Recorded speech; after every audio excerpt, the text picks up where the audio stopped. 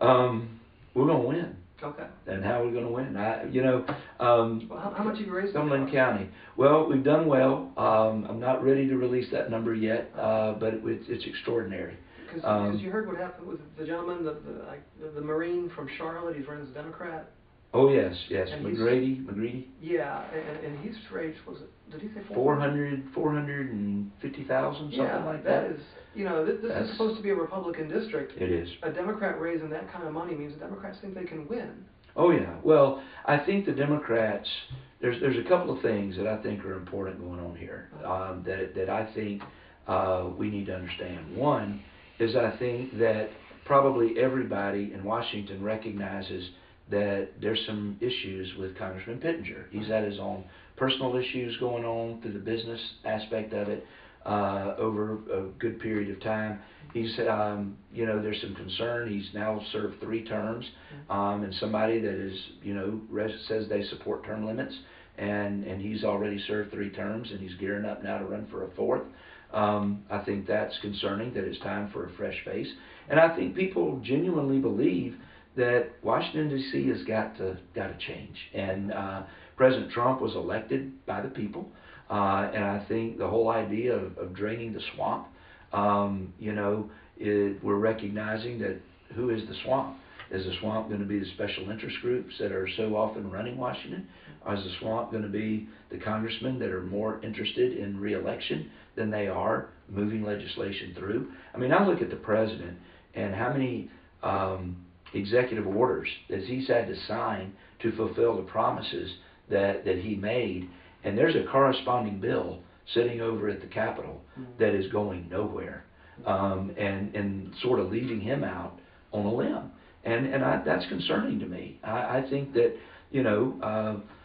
I think his policies are what the American people have stood up for and went to the ballot box to support. Well, of course, our government was done with separation of powers. If the bill's not moving, that means maybe the people don't want it to move.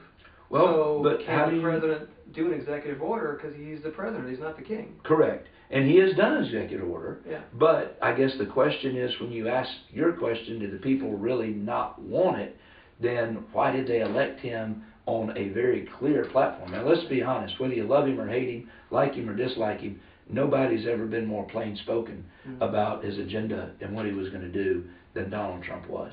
Okay. And he was elected. He was elected President of the United States. And I think that is something that we have to recognize.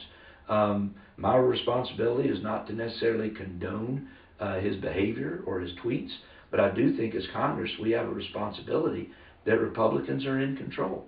And, I've heard Congressman Pittenger, and one of the things that sort of frustrates me is, when the first health care thing came out, he was all about it and got very upset and put out maybe a video email about those that were not so excited about it and were saying, look, you're not really repealing, you're not really changing it. And he went around playing the Ronald Reagan great quote where Ronald Reagan's given the interview, and Reagan is asked about, well, some conservatives are saying that maybe you've shifted, that you're not really moving the agenda that you were elected to move. And that's when Reagan gave the famous statement about, well, I'd rather go and get half a loaf today and then go back and get the other half loaf later. Right. Well, that makes a great little video to show. But let's be honest, if anybody knows history, who was the Speaker of the House when Ronald Reagan said that? That was Tip O'Neill. Tip O'Neill, a Massachusetts liberal Democrat. Right. We were told in 2010 that we needed the House of Representatives to correct it, and Republicans took over the House in a wave election. We were told in 2014 we can't do anything because we don't have the Senate, and myself and others worked really hard to move the Senate to a Republican majority, conservative majority. Then we were told in 2016 if we only had the White House, because that's where everything's getting stopped. And so many of us went out on a limb, and we worked and we worked, and we now have the White House. And my word to Mr. Pittenger is, I'm sorry, but the American people and many conservatives in this country do no longer see half a loaf as suitable. And it's time for Republicans to be the Republicans that they've been elected to be, and to move the agenda that They have said they wanted to move. And it's got to be more than just empty promises. Saying the right thing during the election on big issues, but then getting there and not really being able to work with each other and work with people to move it across the finish line.